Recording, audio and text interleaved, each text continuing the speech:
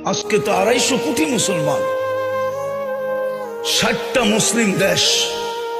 যে সময় 313 জন ছিল ওই সময় তো এই দুরবস্থা ছিল না। আজকে 250 কোটির যে দুরবস্থা, মুসলমানের কোনো দেশ ছিল না তখনও তো এই দুরবস্থা ছিল না। আজকে তো 60টা মুসলিম দেশ। ওই সময় তো এই দুরবস্থা ছিল না, যখন পেটে ভাত ছিল না, শরীরে কাপড় ছিল না, পায়ে জুতা ছিল না, মাথা গোচার টাই ছিল না, তখনও তো এই দুরবস্থা ছিল না। আজকে তো মুসলমানের চেয়ে খায় না কেউ, বেশি খায় না। দুনিয়ার কেউ মুসলমানের চেয়ে বেশি আইটেম চিনেও না, খায়ও না। এই জন্যই তো আজকে দুরবস্থা।